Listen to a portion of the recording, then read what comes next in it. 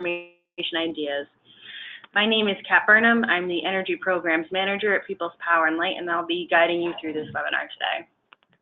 Please note that this session is going to be recorded, and if you'd like to share this with your colleagues afterwards, we'll be happy to send you the link.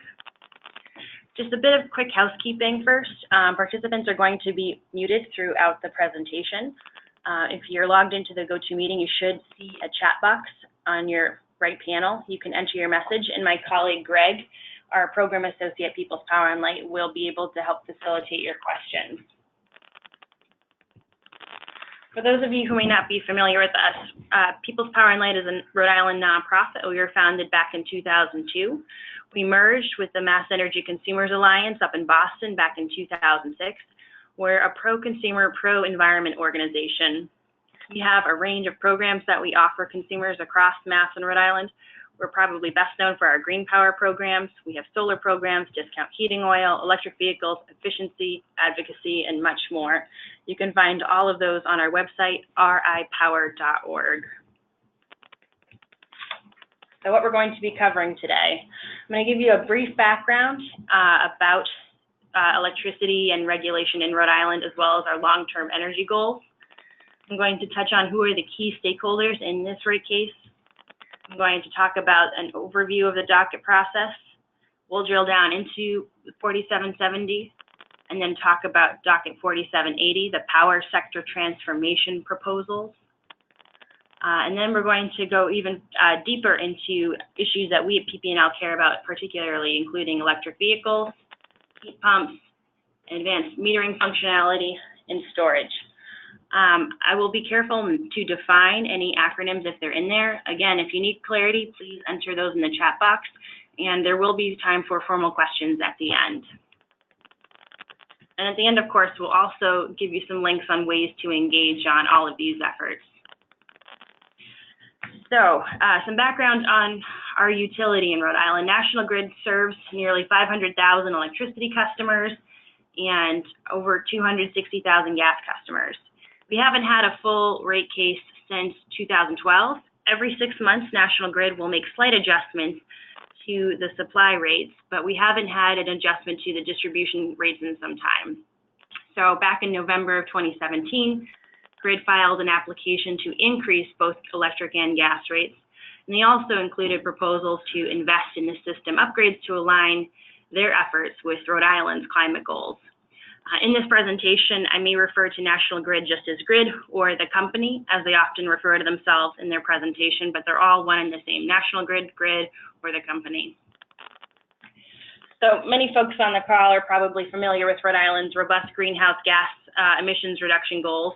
In 2014, the state passed the Resilient Rhode Island Act to reduce emissions 80% by 2050. PP&L was a strong advocate in support of that. And we've also been supporters of the renewable energy standard to increase renewables in our electricity mix at 1.5% every year.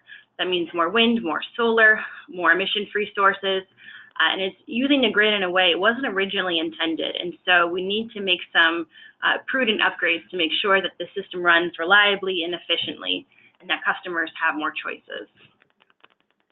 I'll add, as on this slide, we acknowledge that we want to make sure that Rhode Island remains economically competitive, and we also want to be considerate and supportive of folks who are in economic disadvantaged situations. And so with this rate case and all other proceedings, we're trying to find a balance to make sure that we're ramping up our emission-free sources, but also in a way that everybody in Rhode Island can benefit. So these proceedings are taking place at the Public Utilities Commission, the PUC as it's known. Each case is referred to as a docket, and there are hearing notices and all kinds of links related to these proceedings on the PUC website. Fortunately, many of the meetings are now live streamed and are recorded, and there's a very convenient way to see what's happening with this rate case. I encourage folks to check it out. And some background on this issue. Leading up to this rate case, there was originally docket 4568 back in 2016, which was actually withdrawn by National Grid because of widespread pushback for their proposal to have tiered pricing, access fees, etc. Following that lesson learned was docket 4600. People's Power and Light was approved as a formal participant in docket 4600, And it was a stakeholder process to craft guiding principles and tools to evaluate the next rate case in Rhode Island. So some of those principles include prioritizing efficiency, enabling demand response, prioritizing electrification, storage, et cetera, to, again, align utility investment with the state climate goals. And so the lessons learned from Dockets 4568 and 4600 inform some of the efforts that the company is proposing and stakeholders are looking for in these two dockets that we're going to be covering in this session. So who are the major stakeholders? It's a range. Obviously, the utility national grid. The Public Utilities Commission is the regulatory body overseeing this process. The Division of Public Utilities works under the PUC and with the PUC as an advocate for ratepayers. The Office of Energy Resources, the state agency, is also highly involved. The Attorney General's office is also engaged to make sure that these proposals follow state law. And finally, there are other stakeholders who have formally engaged as an intervener. To be an intervener, we had to file paperwork to demonstrate why we were an appropriate stakeholder, and we had to have a local lawyer represent us in these proceedings.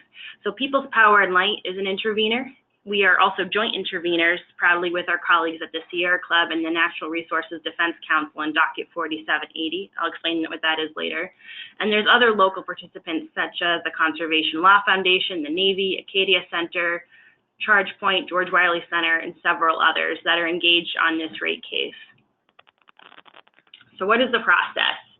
There are two dockets, and they're kind of running in parallel in these past months and upcoming months. So again, Grid originally filed their proposal back in November. Interveners like People's Power and Light filed their motion in January and were approved by the Public Utilities Commission to be formal participants. In the following months, we submitted data requests on the proposal, getting more information and learning from Grid some more specifics about their proposal for the rate case.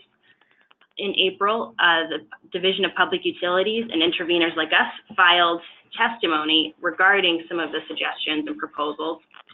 In May, we look forward to rebuttal from National Grid based on our testimony.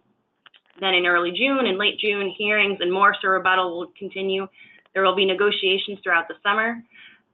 For 4770, the proposed rate change will likely go into effect.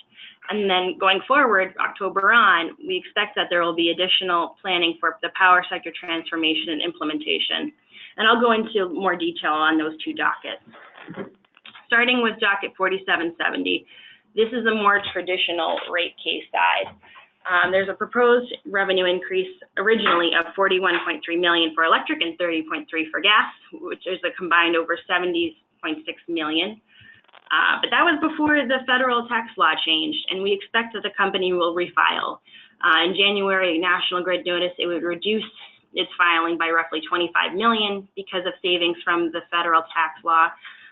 But we are hearing from other parties in the case, such as the division, that they're recommending a higher decrease and more savings for consumers. We don't know ultimately what the reduction will be, but we can say to folks on the phone that you can expect that even though this rate case proposes an increase on both electric and gas rates, it won't be quite as significant as initially proposed. So some highlights. Docket 4770 is the traditional rate case side, making sure that things are working reliably, that customers are charged appropriately, maintaining the poles and wires, making sure the system is resilient. And also, item 3 we're very interested in is making sure that we meet Rhode Island's climate goals. But there's some things that we're watching for as People's Power and Light. The biggest thing is probably ensuring that these investments are prudent. What is going to be the return on equity for electric and gas? We want to make sure that what National Grid is charging and profiting is fair to consumers. We also want to make sure that even though the power sector transformation efforts were separated, that there's a long-term vision to integrate those themes. We also want to ensure that there's proper protection for lower-income residents, and eventually we want to integrate some of these proposals to shift to time of use pricing and advanced metering functionality. And that last bullet I'll go into further later on in the presentation. So 4780 is this other piece of the puzzle. This is the power sector transformation docket side. Phase 1 of the report was just completed in early November. This was a collaborative effort between the Office of Energy Resources, the Division of Public Utilities, and the Public Utilities Commission to think about some of the investments in goals that Rhode Island should have as we transition our energy system from one that is centralized and pretty dirty to one that is decentralized and very clean. People's Power and Light and our colleagues, including many of the other stakeholders, submitted public comment to inform this report, and you can find this on the PUC website. I do recommend checking it out. So part of phase 1 following the report is enacting some proposals. So this figure you're seeing here is from the U.S. Department of Energy from its recent report of the modern distribution grid. We need, reliability and safety, but we also need to integrate emission-free sources to make sure that we're protected from the impacts of climate change. Meanwhile, we also need utility-scale distributed energy resources to support the bulk power system. So all of these efforts need to work in concert. And National Grid is endeavoring to help develop a modern grid through this docket. So Grid's proposal on EVs is pretty robust. There's 6 major components. The first is a charging demonstration project. Today, customers are charged the same price per kilowatt hour to charge at any point of the day.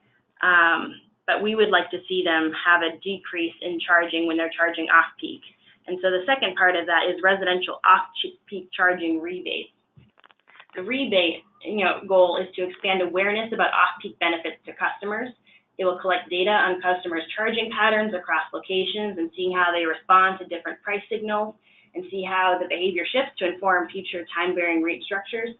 Grid expects that 500 participants will engage in the pilot over 3 years, which is a pretty good start. Another component about their EV initiative is a discount for direct charge fast charging stations, DCFC. They also have proposed transportation education and outreach. They've proposed investment of electrification on the company's fleet, as well as a valuation plan on each item above. So the company proposes to invest in more charging stations. Right now, it only has about 49 of the 82 public charging stations in the state. And they're going to propose all strategies via surveys and data analysis. They're going to establish an external electric transportation advisory committee. And looking forward, there are going to be public transportations to ensure that there's access to the insights and the progress of the initiative. We're pretty excited about the charging demonstration project. A lack of access to public charging perhaps is a big barrier for EV adoption. Without more public charging stations, it makes it difficult for folks in apartment complexes, for example, or renters like me to participate if they can't create a charging station at home.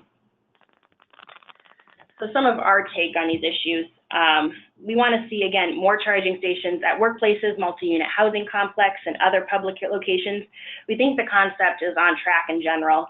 And we know, as many of you have probably seen from our past webinars and our blogs, that the benefits from EVs is significant in terms of greenhouse gas reductions, improvements for local jobs, less reliance on fossil fuels, especially as our grid gets cleaner. Remember, from the renewable energy standard, we're ramping up renewables every year in our electricity mix. So your electric car will get greener and cleaner every year, while the combustion engine remains pretty polluting. The Rhode Island Zero Emission Vehicle Draft Plan calls for 43,000 electric vehicles by 2025. Right now, our state's only hovering around 1,000, and so this is a significant support to ramp it up, among other state efforts. Next is heat pumps. Grid has 4 major components for their heat pumps. The first is an equipment incentive to encourage income-eligible customers to convert to efficiency cold climate air source heat pumps or ground source heat pumps. The second is community-based marketing. The third is oil or propane dealer training programs. And the fourth is a ground source heat pump program. And so we at People's Power and Light are very excited about heat pumps. The EC4 report, that is the Executive Climate Change Coordinating Council, I didn't define that acronym, I apologize, which came out of the 2014 Resilient Rhode Island Act, represents a collaboration of all state agencies to think about how Rhode Island can be resilient. Their recent report indicated that to get towards our climate goals, Rhode Island needs 13,000 customers to convert to heat pumps every year between now and 2050. But unfortunately, adoption rates are currently pretty low. So economically, for heating and cooling, heat pumps are by far the best technology and really effective at reducing greenhouse gases. The best target audience for this, of course, is converting oil heat customers. The economics aren't quite as strong if you're a natural gas customer, and that's something we're looking at. And so, fortunately, the efficiency programs in the state are already playing a role in educating potential customers. I'll add that all of these efforts, serve to ramp up heat pumps in this state, but we have some thoughts on this process. The goal for heat pumps in National Grid's proposal, unfortunately, is a little lower than we would like to see. They have a very high budget to train oil and propane dealers, but not enough installed as part of their proposal. So we at People's Power and Light would like to either see the target number increase for heat pumps or save some money on that budget for education. Their target goal is to reach 20 dealers over 3 years for the initiatives. And already there are free trainings available from heat pump manufacturers across the state that are free and accessible. So if the commitment to heat pumps changes, then maybe we could see some merit in the community outreach and the training programs. But with that said, the benefits from heat pumps are real. The average customers will save about $500 a year on heating costs, and we'd like to see more support for heat pumps in the power sector transformation efforts or in the efficiency programs. And we'll also be watching to see how the two programs interact with heat pump adoption. Something else we're watching in 4780 is advanced metering functionality, otherwise known as AMF. It provides two-way communication to help folks share data from their meters frequently and make informed energy adjustments. There's numerous grid benefits, including avoided operations and maintenance costs, improved management following storm outages, better accuracy, and volt-var optimization. VVO reduces line losses in the distribution system. It uses two-way communication to minimize power loss or demand without causing voltage violations. It really helps with efficiency and reduces peak demand. Smart meters can digitally send meter readings to the utility for more accurate energy bills. And they also come with home displays so that customers can better understand their energy usage. So you can view your usage in real time and make adjustments to manage your energy consumption and subsequently manage your costs, which is pretty exciting. So PP&L is very supportive of AMF as a way to leverage the benefits of other smart technologies like EVs and heat pumps and others. The storage proposal. So National Grid has proposed a demonstration project to own and deploy 2 megawatt hours in 1 or 2 locations of storage. The locations are yet to be determined. The company plans to partner with a local organization and hopes to provide community educational programs as part of it. We are excited about storage and think it's essential as we transition to a more distributed grid with renewable sources. We'd like to see more of it. We'd like to see storage combined with the DCFC, the direct current fast charging stations. And we think leveraging storage with other technologies like solar, for example, will garner more benefits to consumers. We are agnostic about limited utility ownership of storage, and that might be something we differ with compared to other interveners. But if it's combined with other clean and smart technologies, we're okay with it. So to further clarify, storage can be accompanied by solar, but not necessarily utility owned if it's just on its own, is PP&L's take. I'll also add that Grid has proposed a solar proposal. It's 3.75 megawatts of solar generation through multiple projects to support income-eligible customers. And there's significant debate between the stakeholder parties whether the company should own these items or encourage third parties to engage on these efforts. Here's our take. We think the argument for the utility ownership on this solar project is a bit weak. We also think that the cost avoidance that Grid has calculated is misguided. We're a little concerned about double counting for the renewable energy credits. And we think that if we really want to support low-income customers after reviewing this proposal, we think that National Grid should prioritize lowering the customer's monthly bill, improving access to electric transport, and ramping up energy efficiency. We think would be the best way to support those consumers. There's other options available. Grid proposed over $3 million for this project, but we think that the low income discount could avoid over $4 million in costs. So something to think about.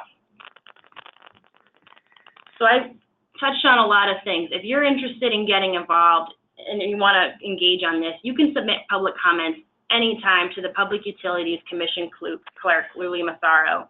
This is her email. I reached out to the commission last week to see when the next public comment period would be, and they're going to get back to us on that. When there are oral or public comments available during a hearing or a public meeting, we will note it on the PP&L advocacy page, which leads me to my next slide. What's next in the process? There are going to be open meetings in May to review the testimony. Those will be live streamed for folks who want to observe. There's also going to be hearings in mid to late June with the expert testimony. The case will be litigated through, between the parties throughout the summer. We expect that the rate case side, Docket 4770, will have a decision in August. And then 4780, the power sector transformation efforts, will pick up on October and continue going forward. A lot of good rate resources if you're interested in following this rate case. This was a very high level, quick and dirty overview of some of the things in both 4770 and 4780. You can check out our landing page. We have a rate case guide, info.ripower.org/ratecase2018.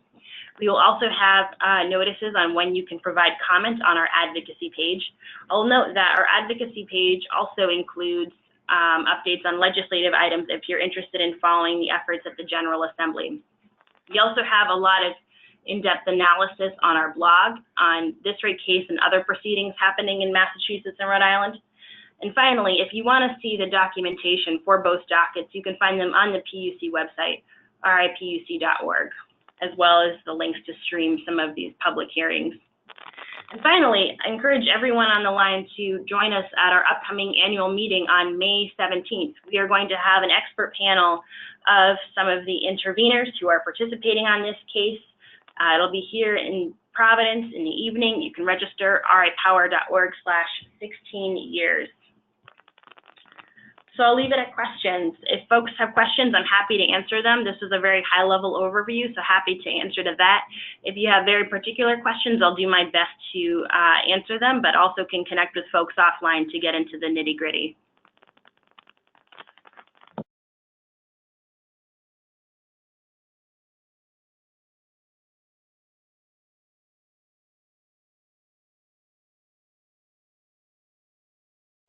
So Greg and I are going to stay on the line for a little bit longer, but I want to thank you guys for who came in. I will make sure that if you joined us, that these slides are available to you, and make sure that you have the link to all of our resources. But we'll be on the line for a little while. Thank you so much for joining us over your lunch break.